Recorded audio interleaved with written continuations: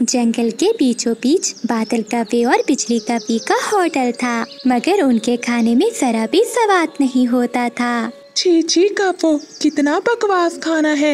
ऐसा बकवास खाना खाने से अच्छा था कि मैं अपने पेड़ के सूखे पत्ते ही खा लेता। अरे ओए मोटी चूंच वाले, खाना है तो खाओ वरना भागो यहाँ से। बिजली कव्वे, ये जो तुमने इतनी बातें करना सीख ली है ना, इसकी जगह अगर खाना बनाना सीख लेती तो आज शायद तुम्हारे काम आ जाता।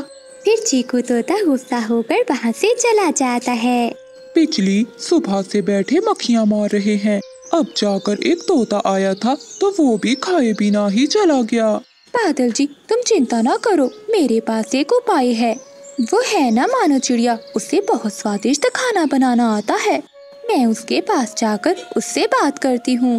फिर बिजली कव्वे मानो चिड़िया के पास जाती है। चिड़िया बहन, वैसे भी तुम्हारे पास कोई काम नहीं है, तुम ऐसा करो कि मेरे होटल पर काम करने लग जाओ। उन दिनों चिड़िया के पास करने के लिए कोई काम भी नहीं था। वो बहुत परेशान थी। उसे अपने बच्चों की स्कूल की फीस भी देनी थी।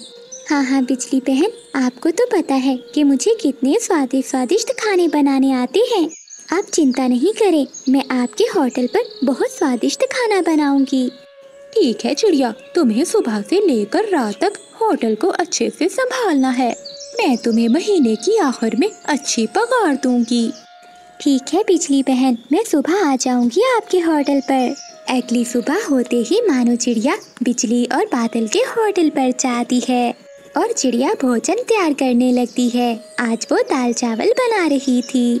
बिजली बहन देखना, जो भी पक्षी आएगा आज अपने पंख ही झाड़ता रह जाएगा। चिड़िया, अगर हमारा होटल अच्छे से चलने लगा तो मैं तुझे आधा हिस्सा दूंगी। थोड़ी देर बाद वहाँ कबूतर आता है। चिड़िया उसे दाल चावल देती है। ये तो बहुत मजे के हैं, बहुत मजे के दाल चावल हैं। कौन कहता है कि इस होटल में भोजन अच्छा नहीं मिलता। मेरा तो ये दाल चावल खाकर मन ही नहीं भर रहा। मैं बताऊंगा, मैं इस जंगल के सभी पक्षियों को बताऊंगा कि इस होटल में बहुत स्वादिष्ट खाना मिलता है। वो स्वादिष्ट दाल चावल खाकर कबूतर खुशी खुशी वहाँ से चला जाता है। कबूतर जाते ही बाकी पक्षियों को भी बताता है, इसलिए 2-3 पक्षी कौवों के होटल पर भोजन खाने आते हैं। उन सब पक्षियों को भी चिड़िया दाल चावल देती है।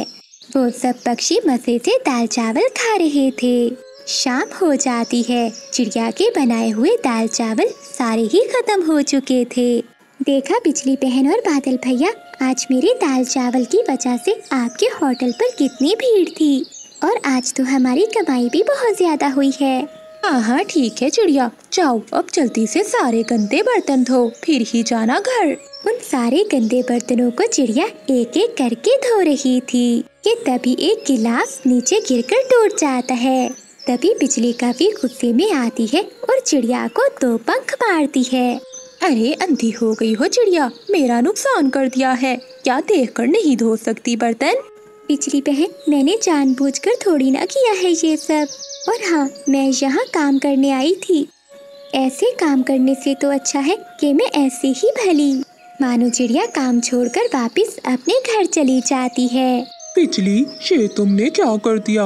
आज चिड़िया की वजह से ही तो हमारे होटल में कितनी भीड़ थी और तुमने तो चिड़िया को आज काम से ही निकाल दिया। मैंने कब निकाला है उस चिड़िया को, वो खुद गई है छोड़कर। बादल जी, आपको तो पता है जब मुझे गुस्सा आ जाता है तो मैं कुछ भी नहीं देखती। मम्मा, वो कव्वे आंटी तो बहुत बुरी निकली। एक गिलास टूट जाने की वजह से उन्होंने आपको मारा। हाँ मीना बेटी, तभी तो मैंने भी वो नौकरी छोड़ दी। जहाँ इज्जत नहीं वहाँ कुछ नहीं। मम्मा, तो अब आप क्या करेंगी? बच्चों, मैंने सोच लिया है, आज के बाद मैं अपने ही दाल चावल का एक ढाबा शुरू करूँगी। मेरे दाल चावल बहुत स्वादिष्ट होते हैं। देखना, मेरा कारोबार जल्द ही चल जाएगा। मम्मा, आप अपना ढाबा शुरू करें, मैं और भैया आपका बहुत साथ देंगे। अगले दिन मानो चिड़िया बुलबुल से ढाबा किराए पर ले लेती है और वहाँ अपने दाल चावल का कारोबार शुरू करती है।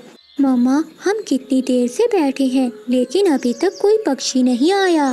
बेटा, अभी किसी को पता थोड़ी ना है कि हमने दाल चावल का कारोबार शुरू किया है। जब एक पक्षी दाल चावल खाकर जाएगा तभी तो वो बाकी पक्षियों को लेकर आएगा। मम्मा तो हम बताएंगे, मैं और भैया जाकर पूरे जंगल में बताते हैं। फिर वो दोनों बहन भाई पूरे जंगल में आवाजें लगाते हैं। जिसने भी दाल चावल खाने हो वो मेरी मम्मा के ढाबे पर आ जाए। स्वादिष्ट स्वादिष्ट बहुत स्वादिष्ट दाल चावल है हमारे। जो एक बार खाएगा वो पंख चाटता रह जाएगा। थोड़ी ही देर बाद चिड़िया के ढाबे पर पक्षियों की भीड़ लग जाती है। चिड़िया बहन जल्दी से दे दो अब दाल चावल, मुझसे और रहा नहीं जाता। ऐसे मानो चिड़िया के सारे दाल चावल बिक जाते हैं और चिड़िया को काफी अच्छा मुनाफा होता है। वहीं कौवा और कवि बैठे फिर से मक्खियाँ मार रहे थे और मानो चिड़िया को देखकर चले जा रहे थे। बिजली, ये सब तुम्हारी वजह से हुआ है। ना तुम चिड़िया को डांटती और ना वो छोड़कर जाती। देखो अब हमारा होटल बंद हो गया है। बादल जी, मुझे तो लगता है कि अब चिड़िया के पास जाकर हमें बर्तन ही धोने पड़ेंगे। तोते और कबूतर भैया, आपको पता है कि जंगल में बरसात का मौसम आने ही वाला है। क्यों ना हम पास वाले जंगल से दाना लाकर जमा कर लें। कल मैं गई थी पहाड़ों की ओर, वहाँ जो नदी है वो भी सूखी हुई है, लेकिन उस नदी में ढेर सारे चावल उगे हुए हैं। अगर आप मेरी बात मानो तो हम सब मिलकर वो चावल के पौधे काटकर अपने अपने घरों में जमा कर लेते हैं और जब बरसात शुरू होगी तो हमें भोजन की कोई कमी नहीं होगी। चिड़िया बहन, अब तो मौसम बदल गया है। अब कहाँ इतनी देर बरसात होती है। अगर 1 या 2 दिन बरसात हो भी गई तो गुजारा कर लेंगे। हाँ चिड़िया बहन, कबूतर ठीक ही कह रहा है। वो नदी तो है भी बहुत दूर, हमसे इतनी दूर नहीं जाया जाता। जैसे आप दोनों की मर्जी, मुझे तो डर लग रहा था बरसात से, इसलिए आई थी आपके पास। फिर मानो चिड़िया वहाँ से चली जाती है। वो सीधा कौवों के पास जाती है। बादल और बिजली, मैं बहुत परेशान हूँ। अरे क्या हुआ चिड़िया, तुम तो हर समय परेशान ही रहती हो। बिजली बहन, बरसात होने वाली है, हमारे पास इतना भोजन नहीं है जो हम बरसात में खा सकें। पहाड़ों वाली नदी में ढेर सारा अनाज उगा हुआ है। अगर बारिश हो गई तो नदी में पानी आ जाएगा और वो सारे चावल खराब हो जाएंगे।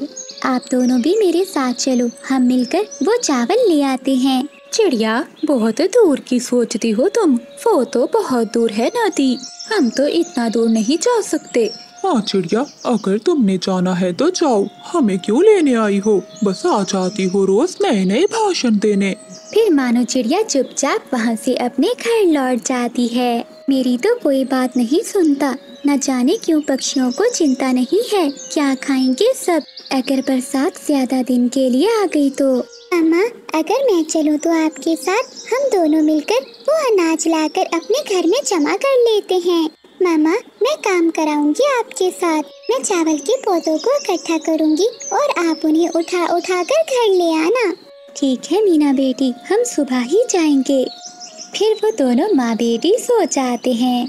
अगली सुबह चिड़िया और उसकी बेटी सुबह सुबह ही निकल जाती हैं। मामा, यहाँ तो चावल के ढेर सारे पौधे हैं। हाँ मीना बेटी, नदी सूखी हुई है ना, इसलिए अगर बरसात हो गई तो ये सारे चावल पानी में डूब जाएंगे। फिर वो माँ बेटी मिलकर चावल के पौधे तोड़ते हैं।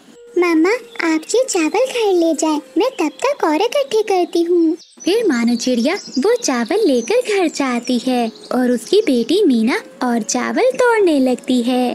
बादल जी, वो देखो चिड़िया, चिड़िया हो गई पागल, चिड़िया हो गई पागल। बरसात आई नहीं और तैयारी ऐसे कर रही है जैसे शाम को ही बरसात हो जाएगी। मानो चिड़िया बिजली की बात अनसुनी करके वहाँ से चली जाती है। चिड़िया अपने घर में चावल रखकर जब वापस आती है तो वो कौवे वहीं बैठे हुए थे। बिजली बहन, जाना है तो आ जाओ, वहाँ ढेर सारे चावल हैं। अगर बारिश आ गई तो तुम दोनों भूख से मरोगे और वो सारे चावल पानी में खराब हो जाएंगे। जाओ जाओ, तुम ही करो पहाड़ों की सैर, हमें कोई जरूरत नहीं है।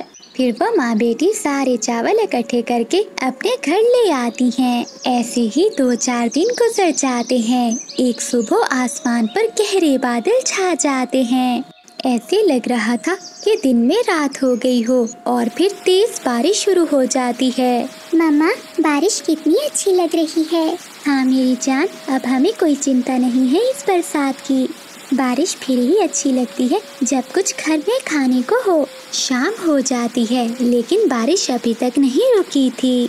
बारिश तो पहले से भी ज्यादा हो गई थी। बादल जी, सबसे निकम्मे तुम ही हो जंगल में। बारिश आज शुरू हुई है और हमारे पास एक दिन का भी दाना नहीं। चुप कर कर बैठ जाओ बिजली। तुम्हारा पेट है या कुआं जो भरता ही नहीं? अभी सुबह ही तो दाने खाए थे। जब बारिश रुकेगी तो ला दूंगा तुम्हें कुछ खाने को। ऐसे मौसम में तो मैं किसी के यहाँ चोरी भी नहीं कर सकता, क्योंकि सभी पक्षी अपने अपने घोंसलों में बैठे हैं।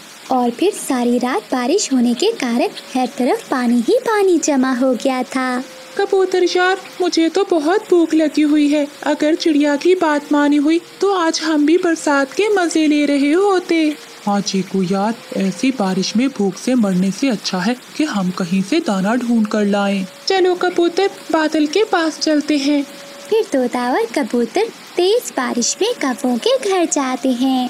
आओ चीकू और बंटी, क्या कुछ खाने के लिए लाए हो? नहीं नहीं, हम तो खुद भूख से मर रहे हैं। दाना ढूंढने के लिए निकले थे। जंगल में हर तरफ पानी ही पानी है, इसलिए हम दोनों तुम्हारी तरफ आ गए। बादल जी, तुम भी इन दोनों के साथ दाना ढूंढने जाओ, मैं मर रही हूँ भूख से। यार कबूतर, जो चिड़िया बता रही थी कि उस सूखी नदी में ढेर सारे चावल हैं, क्यों न हम वहीं जाएं? कुछ न कुछ तो मिल ही जाएगा। हाँ, बात तो ठीक है तुम्हारी बादल। ज्यादा ना सही तो थोड़ा ही सही, लेकिन कुछ न कुछ तो मिल ही जाएगा। फिर वो तीनों तेज बारिश में नदी की ओर चले जाते हैं। ये क्या तोते और कबूतर, यहाँ तो पानी ही पानी है। नदी तो पानी से पूरी तरह भर चुकी है। अगर मानो चिड़िया की बात मानी होती तो आज ऐसी तेज बारिश में अपनी जानों को खतरे में ना डालते।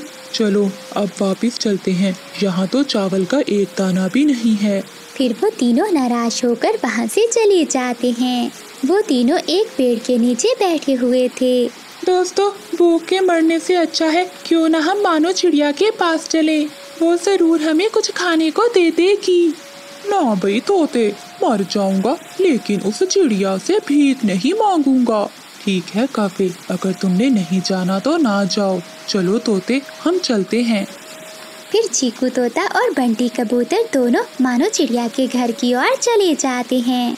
चिड़िया बहन, हम दोनों बहुत शर्मिंदा हैं, हम भूखे हैं, हमारी मदद करो। कबूतर भैया, उस नदी में इतना ढेर सारे चावल थे कि हम सारी जिंदगी बैठकर भी खाते तो वो कभी खत्म न होते, लेकिन अब तो पानी भर गया होगा उस नदी में। हाँ चिड़िया बहन, मैं तोता और कौवा गए थे वहाँ तो पानी ही पानी था। आप सबने ऐसी तेज बारिश में वहाँ जाकर बहुत बड़ी गलती की। जंगल के सभी पक्षी मुझसे दाना लेकर जा रहे हैं, आप दोनों भी आ जाते। मैंने कौन सा मना किया है किसी को। शेले तोते और कबूतर भैया, ये चावल आप ले जाएं, अगर खत्म हो जाए तो और ले जाना। चिड़िया बहन, तुम्हारा बहुत बहुत धन्यवाद। फिर तोता और कबूतर वहाँ से चले जाते हैं। उधर बिजली का भी भूख की वजह से मर रही थी। बादल जी, मुझे लगता है मैं भूख से मर जाऊंगी, मेरा शरीर काम नहीं कर रहा। बिजली की ऐसी हालत देखकर बादल कौवा चिड़िया के घर जाता है। चिड़िया बहन, बिजली ने भेजा है मुझे, वो भूख से मर रही है। वो कह रही है कि मेरी बहन चिड़िया से कुछ चावल ला दो मुझे खाने के लिए। कौवे भैया, आप ये चावल ले जाओ, लेकिन हाँ, मेरी बात याद रखना, हमें कभी भी अच्छे समय में अपने आने वाले बुरे समय को नहीं भूलना चाहिए। मानो बहन, मैं बहुत शर्मिंदा हूँ, मैंने मजाक उड़ाया था तुम्हारा। फिर बादल कौवा मानो चिड़िया से ढेर सारे चावल लेकर अपने घर की ओर चला जाता। बिजली कौवी अपना सामान लिए तेज बारिश में अपनी माँ वाले जंगल में चली जाती है। तभी बादल कौवा चिड़िया के पास जाता है। चिड़िया बहन, वो फिर से नाराज होकर अपने मायके चली गई है, आप प्लीज मेरे साथ चले। बादल भैया, आपका तो हर रोज का यही काम है, आखिर कोई कब तक बर्दाश्त कर सकता है। आए दिन तुम किसी न किसी बात का फसाद बना लेते हो। तुम्हें अपने अलावा अपने बच्चे की चिंता करनी चाहिए, जो अभी बहुत छोटा है। मुझे बस गुस्सा आ गया था, इसलिए मैंने 2 डंडे लगा दिए। इसी बात से नाराज होकर वो अपने मायके चली गई। बच्चा कहाँ है तुम्हारा? वो घर में ही है, इसी बात की तो ज्यादा चिंता है। तुम प्लीज मेरे साथ चलो। ठीक है बादल भैया, मैं चलती हूँ आपके साथ, लेकिन ये आखिरी बार है। अगर दोबारा ऐसा हुआ तो मैं क्या, कोई भी जंगल का पक्षी तुम्हारे साथ नहीं जाएगा। तभी मानो चिड़िया और बादल कौवा भी बारिश में गोरी कभी के पीछे पीछे उसके मायके चले जाते हैं। बिजली बहन, आखिर ऐसा क्या हुआ कि आप अपने छोटे बच्चे को छोड़कर चली आई? चिड़िया बहन, तुम्हें तो पता है कि सारा दिन मैं काम करती हूँ और ये निकम्मा बादल कोई भी काम नहीं करता। जब शाम को भोजन खाने का समय आता है तो लड़ाई करना शुरू कर देता है। मैं तो अपने बच्चे को भी साथ लेकर आना चाहती थी, लेकिन इसने नहीं आने दिया। देखो बिजली बहन, अब आपको बर्दाश्त से काम लेना होगा। अपने लिए ना सही तो अपने बच्चे के लिए। देखना, एक दिन ये बादल सुधर जाएगा। चिड़िया, पहले ये कौन सा सुधरा है जो अब सुधर जाएगा? माँ जी, मुझे तो बस उस छोटे बच्चे की फिक्र हो रही थी, इसलिए चली आई इसके साथ, वरना मैं तो कभी ना आती। माँ, मैं चाहती हूँ, मुझे भी जुगनू बहुत याद आ रहा है। फिर बिजली का भी चिड़िया की बात मानकर वहाँ से वापस चली आती है। मम्मा, तुम कहाँ चली गई थी? मैं बहुत रोया आपके बिना, लेकिन पापा मुझे डांट रहे थे आपका नाम लेने पर। चुप कर जा मेरा बेटा, मैं आ गई हूँ तेरे पास। बादल, अपने इस बच्चे की खातिर ही ऐसा ना किया करो। बात तो तुम ही बढ़ाती हो। लेकिन मारने तक तो तुम ही जाते हो। एक मैं ही हूँ जो तुम्हारी मार बर्दाश्त कर रही हूँ। अगर मेरी जगह कोई और होती तो कभी लौट कर ना आती। ऐसे ही कुछ दिन गुजर जाते हैं। एक दिन बादल कौवा घूमता हुआ वापस अपने घर आता है। मोटी भैंस बैठी हुई हो, अपना पेट तो भर लिया होगा, क्या मेरे लिए कुछ रखा है? तुम सुबह से गए हुए थे फिरने, हमारा पेट क्या भरना? तुम अपना दाना भी ढूंढ कर नहीं खा सकते? मेरे पास 2 ही दाने थे जो मैंने एक जुगनू को खिला दिया और एक खुद खा लिया। इसी बात पर बादल कौवे को फिर से गुस्सा आ जाता है और वो डंडा उठाकर फिर से बिजली कौवे को मारने लगता है। बिजली कौवी रोती हुई चिड़िया के पास चली जाती है। क्या हुआ बिजली बहन, आप क्यों रो रही हैं? चिड़िया बहन, आज फिर उस कौवे ने मुझे मारा। अब मैं वापिस अकेली वहाँ नहीं जा सकती। तुम मेरे साथ चलो और सभी पक्षियों को भी लेकर चलो और मेरा जुगनू मुझे लेकर दो। मैं अब उस जालिम कौवे के साथ नहीं रह सकती। देख लो बिजली बहन, क्या आप अकेले अपने बच्चे को पाल पाओगी? चिड़िया, पहले भी तो मैं अपने बच्चे को अकेले ही पाल रही हूँ और मार भी खा रही हूँ। मैं अपने बच्चे की खातिर हर दुख सह लूंगी, लेकिन अब उस कौवे के साथ नहीं रहूंगी। ठीक है बिजली बहन, आप चलो, मैं तोते और कबूतर को लेकर आती हूँ। फिर मानो चिड़िया सबको लेकर कौवे के घर जाती है। बादल कौवे, कुछ शर्म करो, एक तो तुम काम नहीं करते और हर समय अपनी पत्नी को मारते हो। मैं जवान हूँ और सब काम कर सकता हूँ, लेकिन इस मनहूस को देखकर मुझे गुस्सा आ जाता है। मैं इसकी वजह से कुछ भी कर नहीं लाता। हम सब पक्षियों ने मिलकर फैसला किया है कि जुगनू अब अपनी माँ के साथ ही रहेगा। हाँ, ले जाइए मनहूस, मैं भी नहीं रखना चाहता ये बच्चा। मुझे नहीं चाहिए ये संतान। ले जा और दफा हो जा मेरे घर से। अब मैं तुम्हें मनाने कभी नहीं आऊँगा। मैं जा रही हूँ, तुम्हें अभी अपने परिवार की जरूरत नहीं है ना? तो देख लेना, एक ना एक दिन तुम जरूर पछताओगे। जब तुम्हारे पंखों में ताकत नहीं होगी तो तुम्हें अपनी संतान की याद आएगी। दोस्तों, मुझसे कोई गलती हुई तो मुझे माफ करना। मैं अब कभी दोबारा इस जंगल में लौट कर नहीं आऊंगी। चिड़िया बहन, तुम्हारा धन्यवाद जो तुमने हर मुश्किल समय में मेरा साथ दिया। फिर बिजली कौवी अपने बेटे जुगनू को लेकर अपने मायके की ओर चली जाती है। क्या हुआ, तुम सब यहाँ क्यों जमा हो? बिजली, तुम्हारी माँ मर गई है। क्या मेरी माँ भी मुझे छोड़कर चली गई? अब मैं किसके सहारे अपनी जिंदगी गुजारूंगी? मम्मा, आप चिंता ना करें, मैं बड़े होके आपके सारे दुख मिटा दूंगा। जीता रहे मेरा बेटा, अब तू ही तो मेरा सहारा है। फिर बिजली कौवी अपनी माँ के घर में ही अपनी नई जिंदगी की शुरुआत करती है। ऐसे ही कुछ समय बीत जाता है और फिर जुगनू कौवा भी उड़ना सीख लेता है। वो अपनी माँ से भी ज्यादा तेज उड़ता था और वो अब बड़ा हो चुका था। मम्मा, आप ना रोया करें, अब आपका बेटा बड़ा हो गया है। हाँ बेटे, अब मेरे सारे दुख मिट गए। मेरा गुजरा हुआ समय मुझे भूल गया है। अब मेरे सामने तुम हो और तुम्हारी खुशियाँ हैं। जुगनू कौवा हर रोज अपनी माँ के लिए तरह तरह के फल ढूंढ कर लाता और अपनी माँ का बहुत ख्याल रखता था। उधर बादल कौवा भी अब बूढ़ा हो चुका था। एक रात वो जब सोकर उठता है तो उसका पंख नहीं हिलता। ये क्या हो गया? मेरा ये पंख मेरा साथ क्यों नहीं दे रहा? वो अपने घोंसले से उठने की बहुत कोशिश करता है लेकिन वो उठ नहीं पाता। कबूतर घर के बाहर से गुजर रहा था तो बादल कौवा उसे आवाज लगाता है। कबूतर, चिड़िया से कहना कि एक बार मेरी बात सुन कर जाए। मुझसे उड़ा नहीं जाता, नहीं तो मैं खुद चला जाता।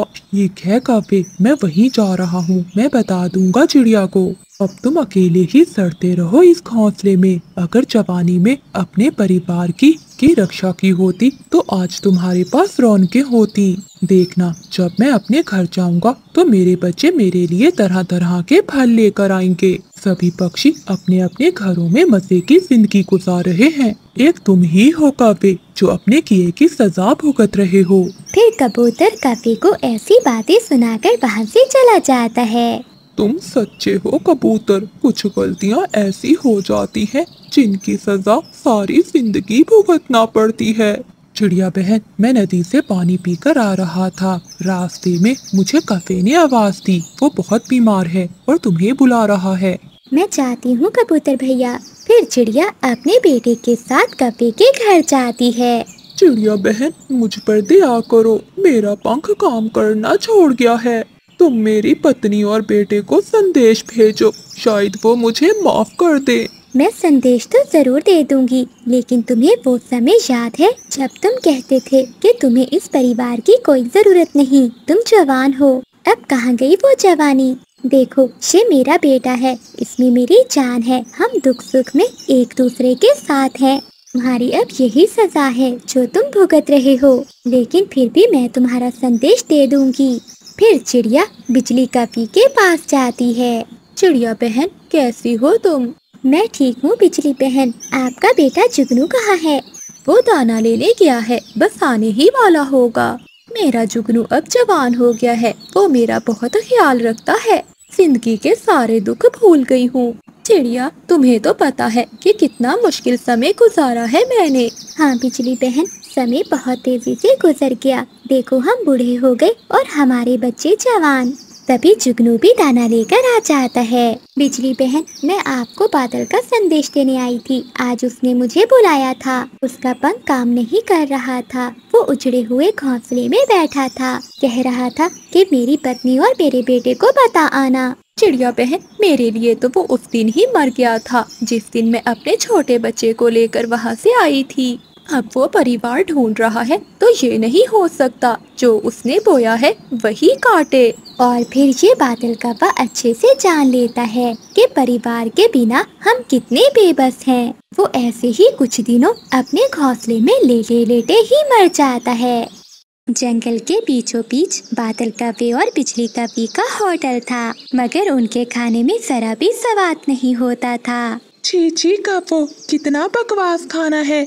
ऐसा बकवास खाना खाने से अच्छा था कि मैं अपने पेड़ के सूखे पत्ते ही खा लेता।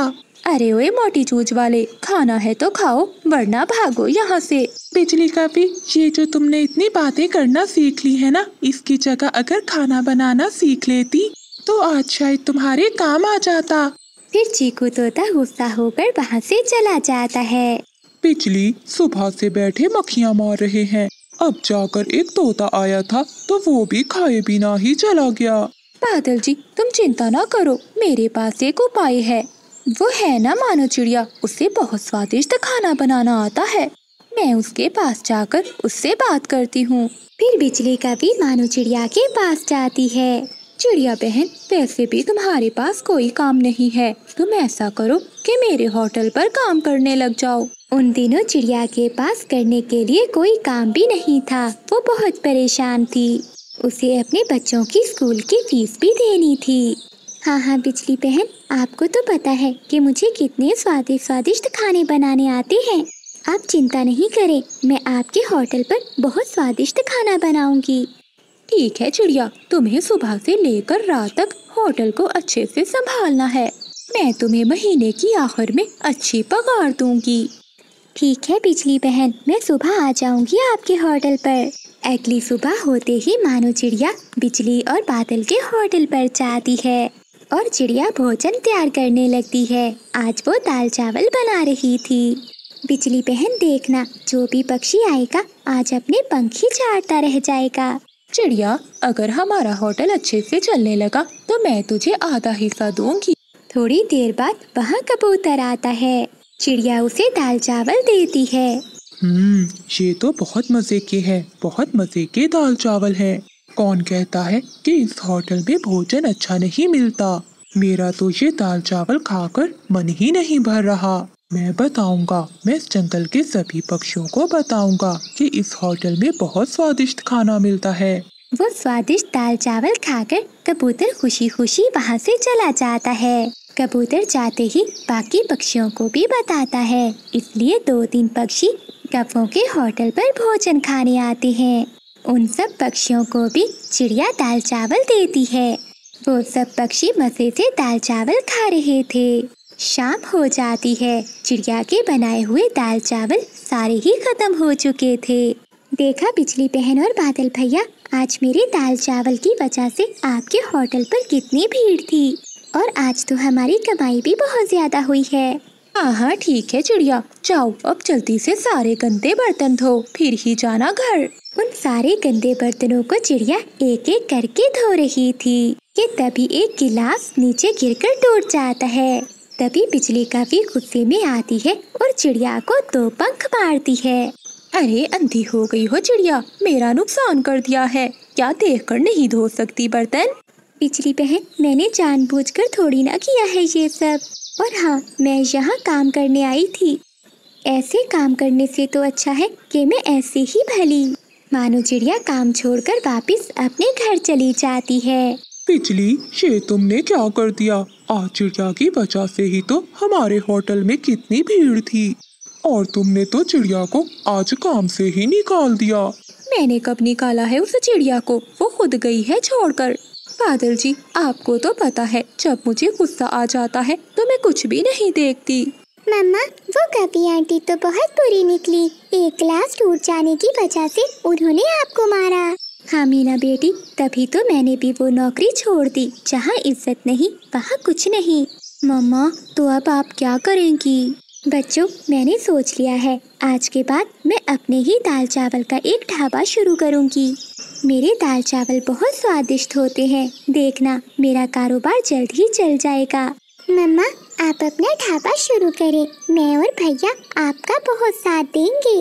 अगले दिन मानो चिड़िया बुलबुल से ढाबा किराए पर ले लेती है और वहाँ अपने दाल चावल का कारोबार शुरू करती है। मम्मा, हम कितनी देर से बैठे हैं लेकिन अभी तक कोई पक्षी नहीं आया। बेटा, अभी किसी को पता थोड़ी ना है कि हमने दाल चावल का कारोबार शुरू किया है। जब एक पक्षी दाल चावल खाकर जाएगा तभी तो वो बाकी पक्षियों को लेकर आएगा। मम्मा, तो हम बताएंगे। मैं और भैया जाकर पूरे जंगल में बताते हैं। फिर वो दोनों बहन भाई पूरे जंगल में आवाजें लगाते हैं। जिसने भी दाल चावल खाने हो वो मेरी मम्मा के ढाबे पर आ जाए। स्वादिष्ट स्वादिष्ट, बहुत स्वादिष्ट दाल चावल है हमारे। जो एक बार खाएगा वो पंख चाटता रह जाएगा। थोड़ी ही देर बाद चिड़िया के ढाबे पर पक्षियों की भीड़ लग जाती है। चिड़िया बहन, जल्दी से दे दो अब दाल चावल, मुझसे और रहा नहीं जाता। ऐसे मानो चिड़िया के सारे दाल चावल बिक जाते हैं और चिड़िया को काफी अच्छा मुनाफा होता है। वहीं कौवा और कवि बैठे फिर से मक्खियाँ मार रहे थे और मानो चिड़िया को देखकर चले जा रहे थे। बिजली, ये सब तुम्हारी वजह से हुआ है। ना तुम चिड़िया को डांटती और ना वो छोड़कर जाती। देखो, अब हमारा होटल बंद हो गया है। बादल जी, मुझे तो लगता है कि अब चिड़िया के पास जाकर हमें बर्तन ही धोने पड़ेंगे।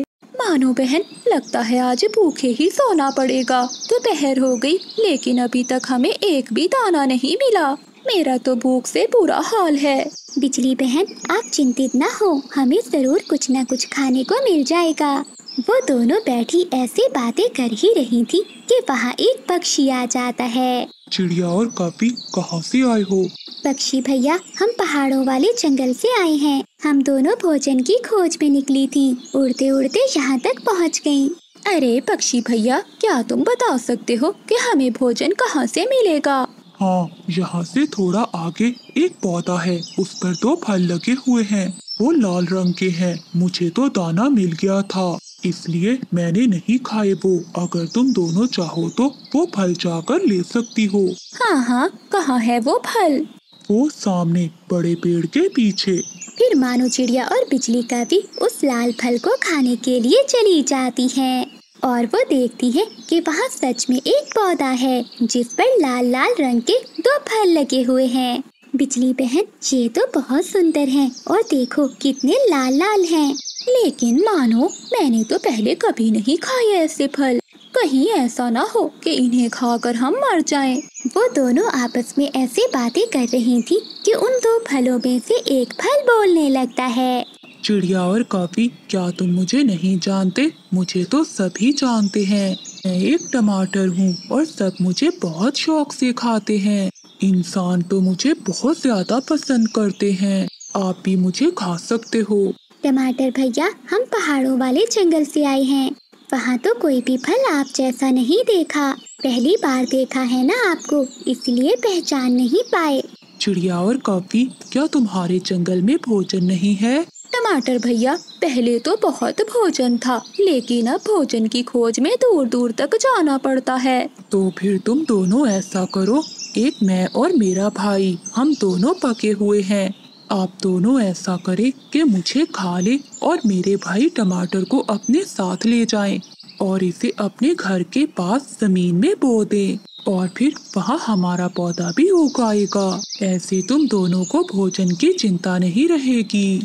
टमाटर भैया, तुम कितने अच्छे हो। मुझे तो अभी तक विश्वास नहीं हो रहा।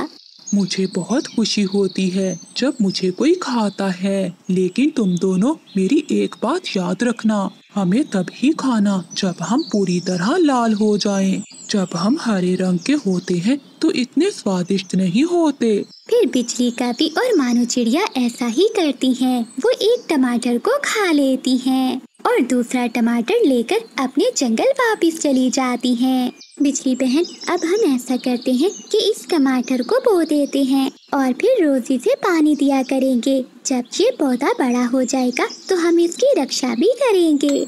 चिड़िया बहन, मुझे बहुत स्वादिष्ट लगा है ये फल। कितना मजा आएगा जब हम रोज ये स्वादिष्ट स्वादिष्ट टमाटर खाया करेंगे। फिर बिजली का भी और मानो चिड़िया उस टमाटर को बोकर अपने अपने घरों में चली जाती हैं। ऐसे ही दिन और रात गुजरते गए।